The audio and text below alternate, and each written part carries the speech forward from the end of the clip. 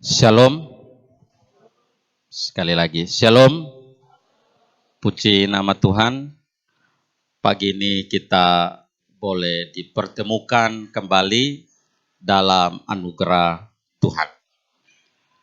Bapak Ibu, minggu ini adalah minggu pertama, ibadah kita yang pertama di bulan yang ke-6 ini. Ini adalah anugerah Tuhan yang besar bagi setiap kita. Nah, hari Kamis kemarin kita baru saja merayakan akan kenaikan Yesus ke surga. Dan jika demikian, ini adalah hari-hari di mana Roh Kudus sedang dicurahkan dengan berlimpah-limpah atas setiap kita semua. Nah, karena itu firman Tuhan untuk kita di dalam Kisah Para Rasul pasal yang pertama. Kisah Para Rasul pasal yang pertama ayat yang ke-12 sampai ayatnya yang ke-26. Kisah Para Rasul pasal 1 ayat yang ke-12 sampai ayatnya yang ke-26. Mari kita membacanya secara bergantian. Saya ayat yang genap, Bapak Ibu ayat yang ganjil, dan kita sampai kepada ayat yang ke-26. Saya akan mulai ayat yang ke-12, Bapak Ibu ayat 13 dan seterusnya. Maka kembalilah rasul-rasul itu ke Yerusalem dari bukit yang disebut Bukit Zaitun, yang hanya seperjalanan Sabat jauhnya dari Yerusalem.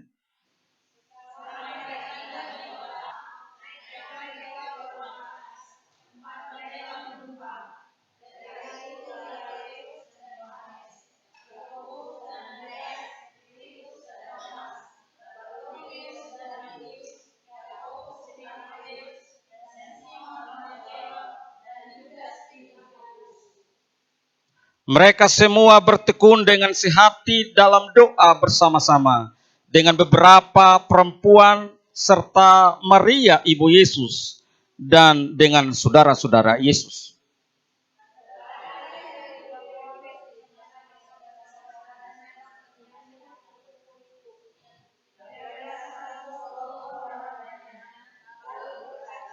Hai saudara-saudara, haruslah genap nas kitab suci yang disampaikan Roh Kudus dengan perantaraan Daud tentang Yudas, pemimpin orang-orang yang menangkap Yesus itu.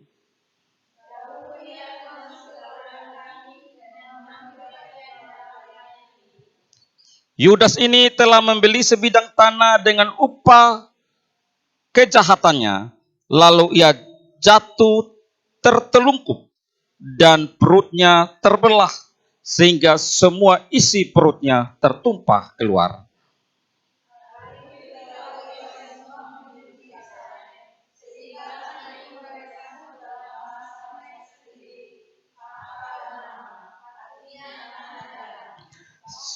Sebab ada tertulis dalam kitab Mazmur, biarlah perkemahannya menjadi sunyi, dan biarlah tidak ada penghuni di dalamnya, dan biarlah jabatannya diambil orang lain.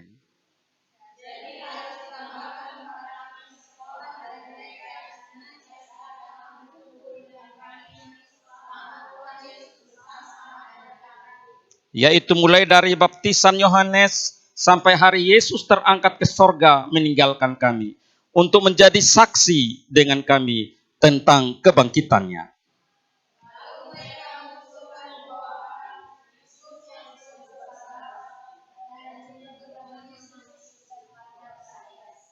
Mereka semua berdoa dan berkata, ya Tuhan, Engkaulah yang mengenal hati semua orang. Tunjukkanlah kiranya siapa yang Engkau pilih dari kedua orang ini.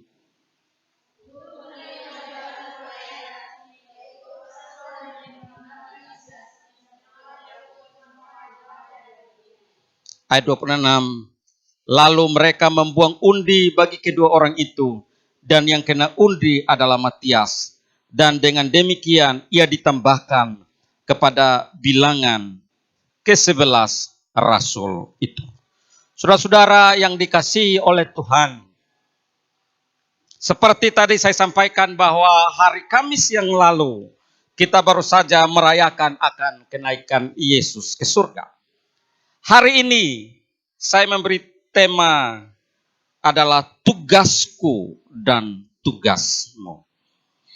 Tugasku dan tugasmu. Saudara-saudara yang dikasihi Tuhan, ada pesan Tuhan Yesus ketika ia naik ke surga. Di hari Kamis di sana dikatakan ia mengangkat tangannya dan memberkati murid-murid. Dia tidak hanya memberkati, tetapi respon daripada murid-murid adalah sujud menyembah. Tidak hanya sujud menyembah, tapi mereka penuh sukacita menyambut akan berkat itu. Mereka kemudian kembali ke Yerusalem, kembali ke bait Allah, menanti-nantikan apa yang Kristus janjikan. Jauh sebelum ia ditangkap, jauh sebelum ia menderita. Ia berkata bahwa anak manusia akan ditangkap. Anak manusia akan mati di atas kayu salib. Pada hari yang ketiga ia akan bangkit. Ia akan naik. Tetapi ia tidak akan membiarkan akan murid-muridnya sendirian. Ia menjanjikan akan penghibur, yaitu Roh Kudus. Janji inilah yang diingat oleh murid-murid. Mereka harus tinggal di Yerusalem, menantikan akan jawaban atau janji daripada Kristus tersebut. Nah, Bapak Ibu yang dikasihi oleh Tuhan, hari ini mari kita lihat bersama-sama bahwa di dalam bacaan kita ada beberapa hal yang harus kita perhatikan. Kalau kita ini ingin dipenuhi oleh Roh Kudus. Kalau kita lihat bacaan yang kita baca, setelah Yesus naik ke surga, maka yang dilakukan oleh murid-murid adalah mereka kumpul di bait Allah dan menanti-nantikan akan Roh Kudus dicurahkan. Saudara-saudara, Roh Kudus sudah dicurahkan 2000 tahun yang lalu. Hari ini ada gereja-gereja yang mengadakan doa pencurahan Roh Kudus. Apakah salah? Itu tidak salah. Tetapi itu hanya mengenang, mengingat kembali apa yang telah terjadi 2000 tahun yang lalu. Roh Kudus sudah dicurahkan di dunia ini. Itu sebabnya dikatakan zaman ini adalah zaman Roh Kudus. Apa tugas dan fungsi daripada Roh Kudus? Paling tidak ada dua hal yang dikerjakan oleh Roh Kudus. Yang pertama adalah menginsafkan manusia akan kebenaran. Jadi tugas Roh Kudus adalah mengingatkan manusia akan kebenaran. Yang kedua adalah tugas Roh Kudus adalah mengingatkan manusia akan penghakiman. Kita tidak hanya hidup benar ditolong oleh Roh Kudus menjalani hidup dengan benar. Tetapi kita diingatkan bahwa pada akhirnya kita semua akan dihakimi. Semua yang kita lakukan di dunia ini. Karena itu Roh Kudus menginsafkan akan kebenaran. Tetapi Roh Kudus juga menginsafkan, mengingatkan kita akan penghakiman. Jika dua hal ini yang dikerjakan oleh Roh Kudus, maka hal pertama yang harus kita ingat dan senantiasa di zamannya Roh Kudus ini adalah, yang pertama adalah pastikan hidup kita sudah dipenuhi oleh Roh Kudus. Saudara-saudara, setiap kita ketika mengambil keputusan untuk percaya kepada Kristus, maka di saat yang sama Roh Kudus itu tinggal di dalam hati kita. Tetapi Roh Kudus itu tidak bisa bekerja dengan maksimal kalau kita memadamkan akan Roh Kudus. Kalau kita membiarkan Roh Kudus tidak berkarya di dalam hidup kita. Itu seumpama Roh Kudus itu datang seperti tamu. Tetapi kemudian kita membiarkan dia duduk diam dan tidak buat apa-apa. Kita seringkali bernyanyi atau seringkali berdoa, Tuhan penuhi kami dengan Roh. Justru kalau Tuhan sudah penuhi, apa yang dikerjakan Roh Kudus? Kalau kita dipenuhi Roh Kudus, Maka Roh Kudus punya tugas adalah mau mengatur akan hidup kita. Itu tugasnya Roh Kudus. Dan zaman ini adalah zaman Roh Kudus. Hari-hari ini Bapak Ibu dan saya peka tidak dengan Roh Kudus. Peka atau peka dengan Roh Kudus. Banyak di antara kita menjadi tuli karena tidak mau mendengar Roh Kudus bekerja. Ini zamannya Roh Kudus. Itu sebabnya membiarkan Roh Kudus menguasai seluruh hidup kita adalah hal yang sangat penting. Roh Kudus harus berkuasa atas hidup kita. Kita tidak sedang menantikan Roh Kudus supaya datang dan tercurah di dunia ini. Tidak. Roh Kudus sudah dicurahkan. Tetapi persoalannya adalah Bapak Ibu mau tidak supaya Roh Kudus itu memenuhi hati dan hidup Bapak Ibu. Ingat, dusta terhadap Roh Kudus itu mematikan. Ingat kisah antara Ananias dan Safira di dalam Kisah Para Rasul pasal yang ke-5. Mati oleh karena dusta terhadap Roh Kudus atau berdosa terhadap Roh Kudus.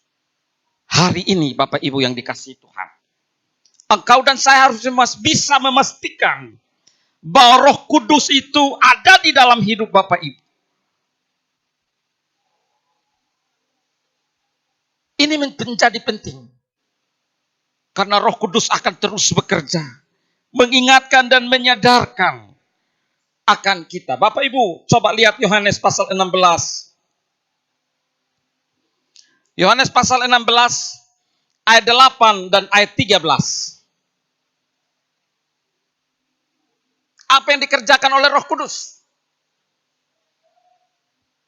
Yohanes 16 ayat 8 dan ayat 13. Ayat yang ke-8 dikatakan, dan kalau ia datang, ia akan menginsafkan dunia akan dosa. Ini kerjaan Roh Kudus.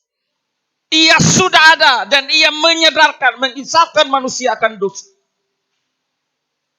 Menginsafkan akan kebenaran. Menginsafkan akan penghakiman. Jadi yang saat ini bekerja di dalam diri Bapak, Ibu, dan saya, di zamannya ini adalah zamannya Roh Kudus. Roh Kudus yang menyadarkan kalau Bapak, Ibu, dan saya, kita buat dosa, buat kesalahan. Ketika kita buat tidak benar, Roh Kudus ingatkan kita. Ini menjadi penting. Karena bukan kebaikan kita, kemudian kita menjadi pribadi yang baik.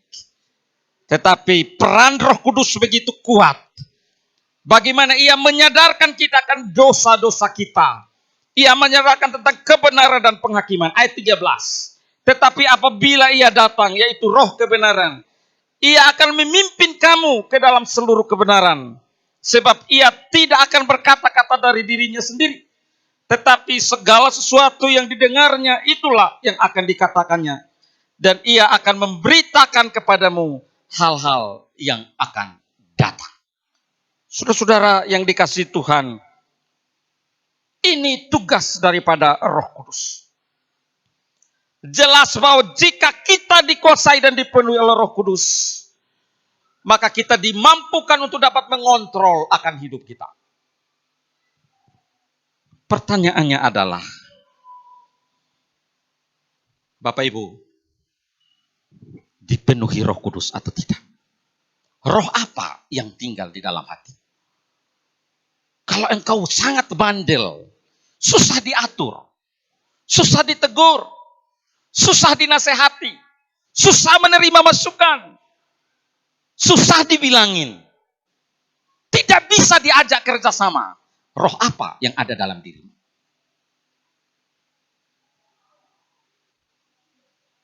Kalau engkau tidak bisa mengasihi, engkau tidak bisa melakukan kebaikan, kalau engkau tidak bisa berkorban untuk orang lain, engkau tidak bisa berkorban, bahkan dirimu untuk dirimu sendiri engkau pelit. Siapa yang ada di dalam diri? Roh apa yang sekarang tinggal di dalam diri?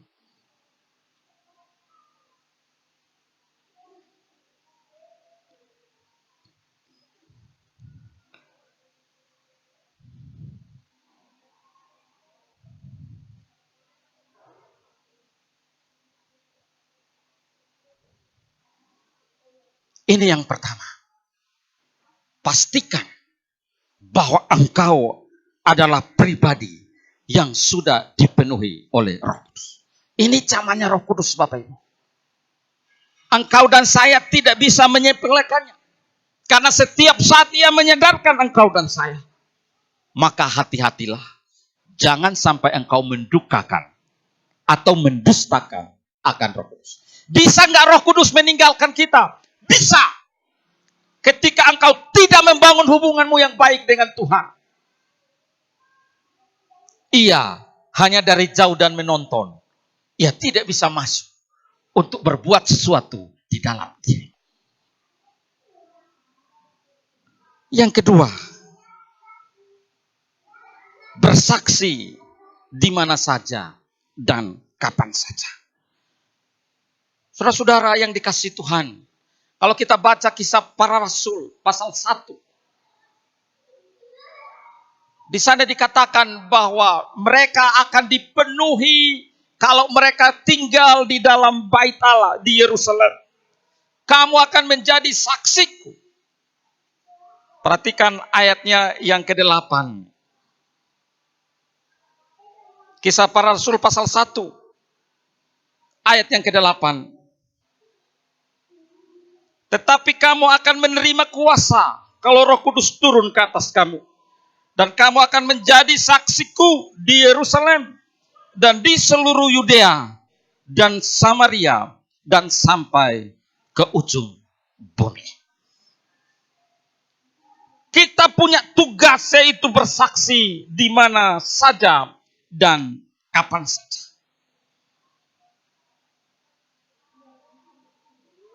Itu tugas kita. Kalau kita dipenuhi oleh Roh Kudus, maka kita akan menjadi saksi Kristus di dunia ini. Apa yang perlu kita saksikan Bapak Ibu? Yohanes 3 ayat 16 berkata, kita perlu menyaksikan akan kasih Allah bagi manusia. Itu yang harus kita saksikan. Yohanes 14 ayat 6, yang kita perlu saksikan. Bahwa Yesus satu-satunya jalan keselamatan. Itu yang harus kita saksikan. Kisah 4 ayat 12. Yang kita saksikan bahwa hanya Yesus yang menyelamatkan. Karena itu, apa yang sering kita saksikan kepada orang lain? Selama kita di dunia. Kebanyakan Bapak Ibu, realita yang sering kita lihat ketika orang bersaksi kepada orang lain adalah bertambah harta saya. Anak-anak saya baik-baik. Usaha saya maju. Pekerjaan saya diberkati. Itu yang sering kali disaksikan. Saya sedang banyak pergumulan. Saya sedang banyak masalah. Itu paling banyak kita saksikan. Tapi berapa banyak di antara kita bersaksi bahwa Allah sangat mengasihi akan engkau.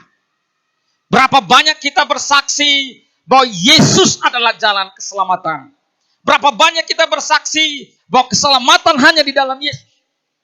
Seringkali yang terlalu banyak kita saksikan adalah keluhan kita dan keberhasilan kita. Jika ini yang terus-menerus kita saksikan,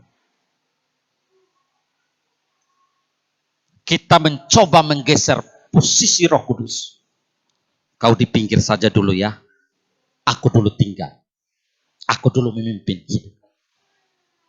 Itu sebabnya kita tidak terlalu peduli orang di sekitar kita. Mau mati atau mau hidup. Mau percaya Tuhan atau tidak.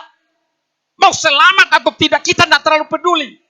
Karena yang kita saksikan adalah apa? Keluhan-keluhan kita. Keberhasilan kita. Kita lupa menyaksikan yang terutama. Yaitu apa?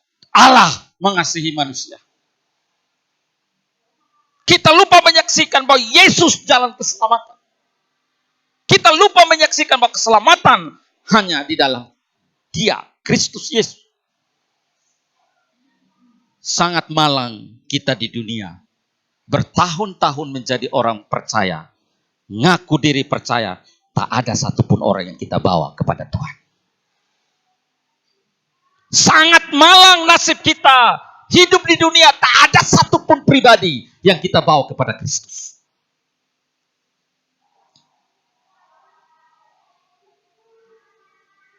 Allah menghendaki Bapak, Ibu, dan saya supaya menjadi saksi di dunia. Bersaksi kapan saja, di mana saja, kapanpun. Ini yang harus kita lakukan.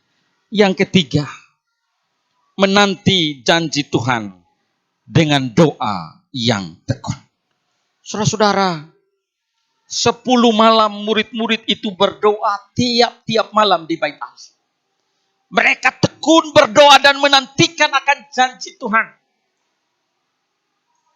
10 malam itu bukan datang 1 jam. Kalau kita baca di dalam beberapa tafsiran, komentari, mereka mulai dari petang. Ya kalau kita petang itu jam 4 sore. Sampai tengah malam, sampai mau pagi lagi. Tekun berdoa di bait Allah, menantikan akan janji Tuhan. Supaya mereka dipenuhi dengan Roh Kudus. Jadi untuk menantikan janji Tuhan, bukan hanya sekedar datang dan berdoa. Tapi ketekunan dari petang sampai pagi.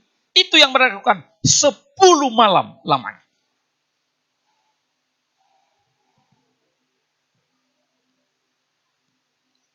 Kita ini menantikan janji-janji Tuhan. Kita baru 2-3 kali berdoa, kita sudah mulai bosan dan tidak sabar menanti janji Tuhan terjadi dalam hidup kita.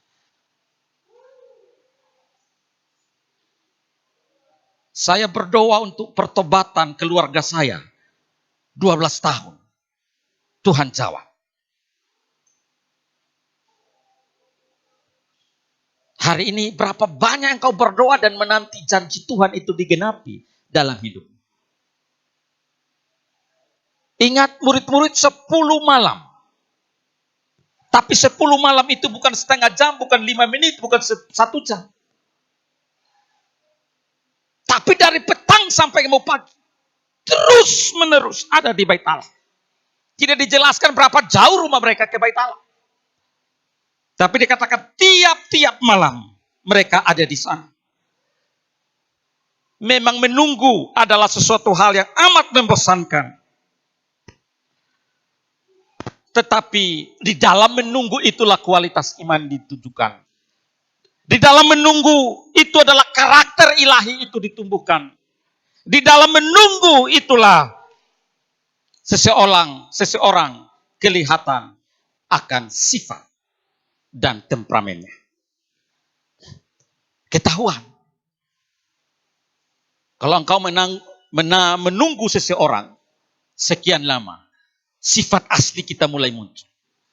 Ketika dia muncul, ketika ia datang, apa reaksi kita? Apa respon kita? Saudara-saudara, mari baca Kisah 1 ayat 14. Apa yang dilakukan dalam Kisah 1 ayat 14?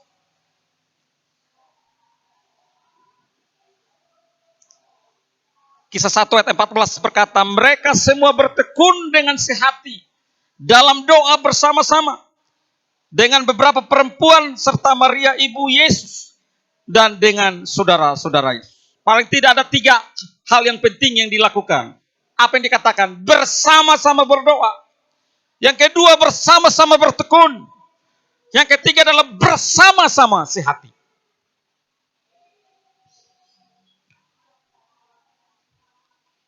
Bapak, Ibu, dan saya bersehati masih terus berdoa sampai hari ini. Suami istri sehati nggak berdoa sampai hari ini.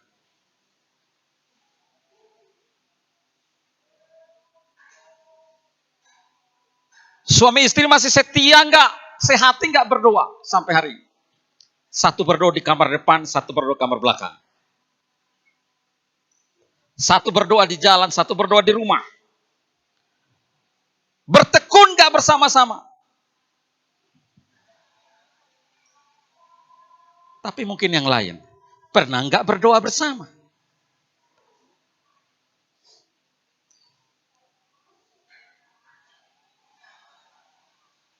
Boleh jujur enggak? Bapak Ibu yang sudah berkeluarga, suami istri masih sering berdoa bersama. Jangan hanya berdoa bersama waktu makan. Saya enggak tanya waktu makan.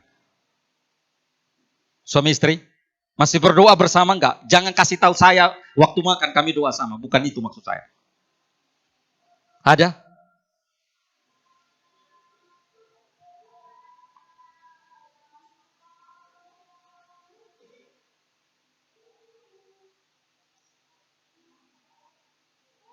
Doa sama. Kalau suami istri aja gak ada waktu doa sama selain doa makan. Bagaimana mau ngajak keluarganya doa sama? Itu mustajab.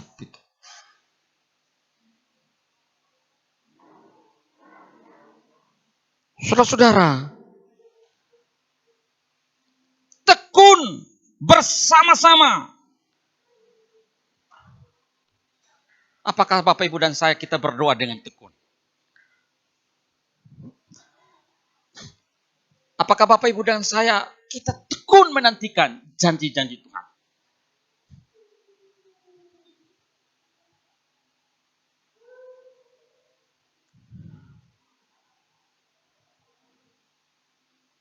Ini seringkali di doa-doa.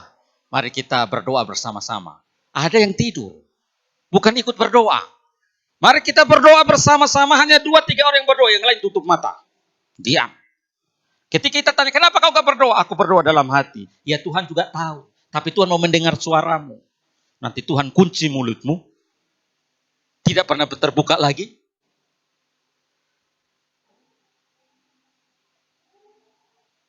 Berdoa bersama-sama, ya sama-sama berdoa.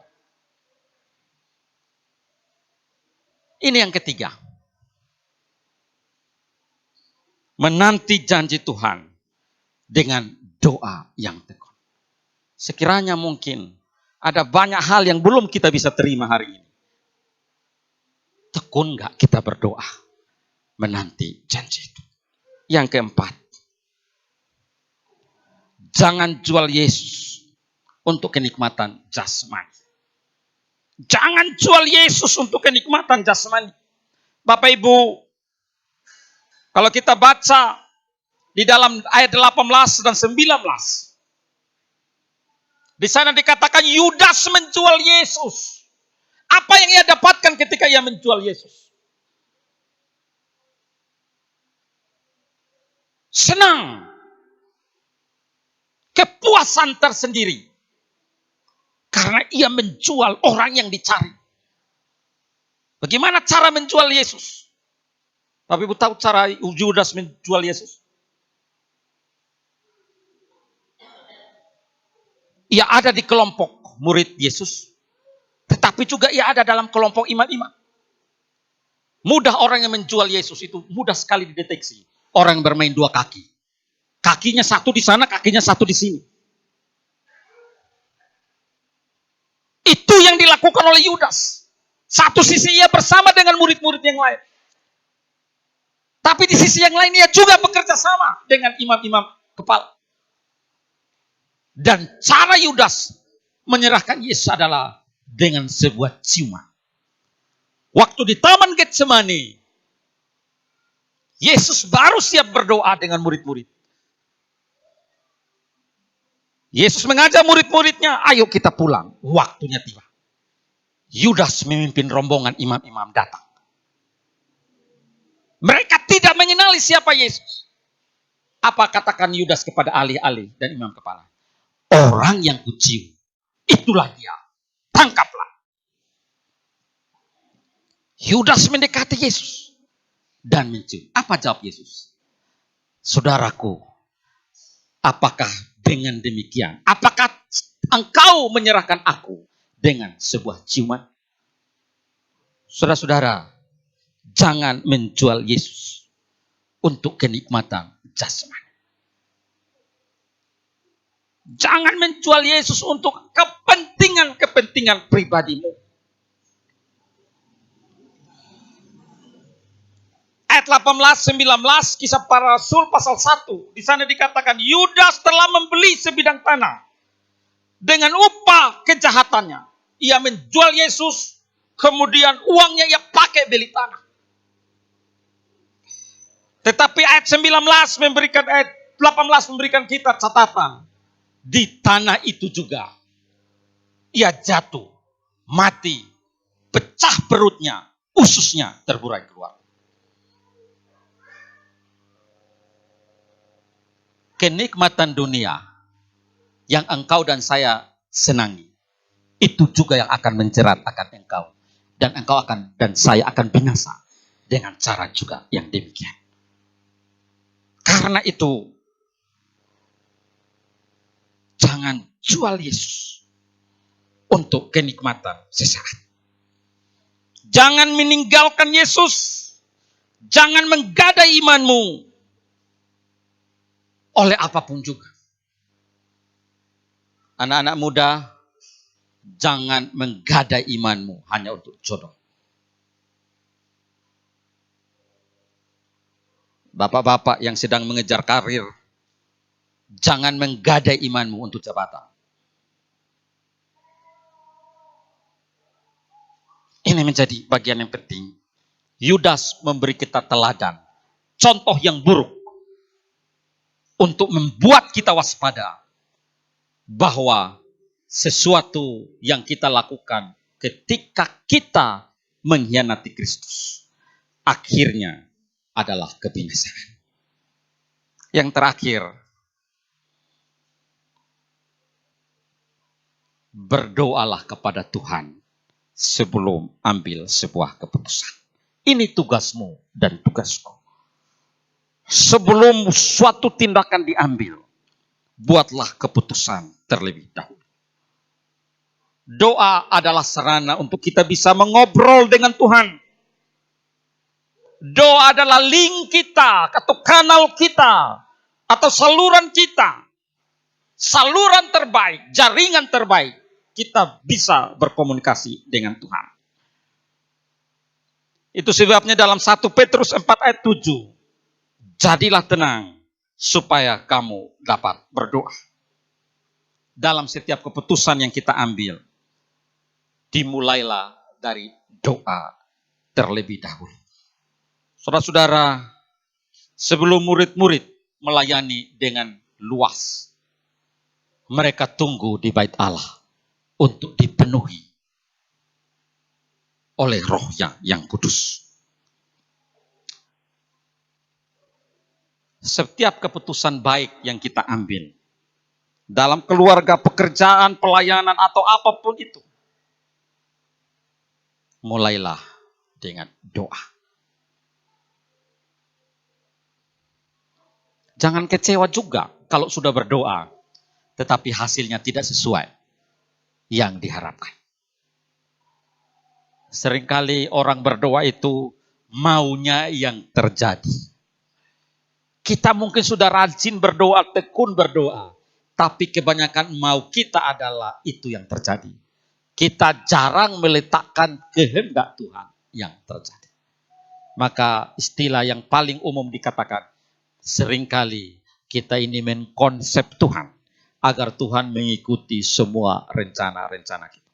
Jadi kalau rencana kita tidak sesuai dengan rencana Tuhan, maka kita menjadi kecewa.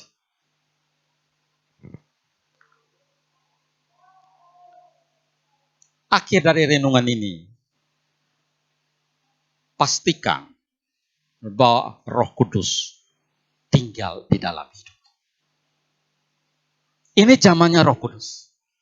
Tugasku dan tugasmu, pastikan Roh Kudus ada di dalam hati. Engkau harus bisa memastikan itu. Tanya dirimu, ada Roh Kudus nggak? Ada Roh Kudus nggak dalam hidup? Kalau Roh Kudus ada dalam diriku, maka engkau pasti tenang. Engkau akan damai. Ada sukacita. Tapi kalau nggak ada Roh Kudus, engkau tidak nyaman. Maka engkau harus bisa memastikan bahwa ada Roh Kudus ada di dalam hidup. Ini penting. Pastikan bahwa Roh Kudus itu ada tinggal di dalam hati.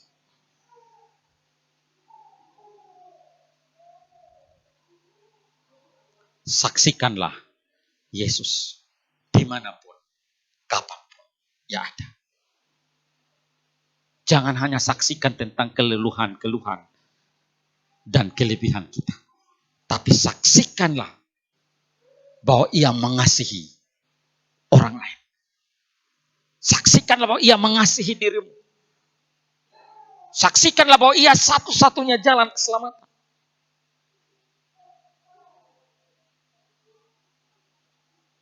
Jangan sampai kalau engkau kembali ke menghadapnya, tapi tak ada satupun orang yang engkau bawa kepada dia. Jangan menjual Yesus untuk kepentingan pribadi. Untuk kenikmatan. Selesaikanlah segala sesuatu. Dimulailah dengan doa. Doa saya, Tuhan menolong Bapak Ibu dan saya. Hal terbesar adalah pastikan Roh Kudus ada di dalam hidup.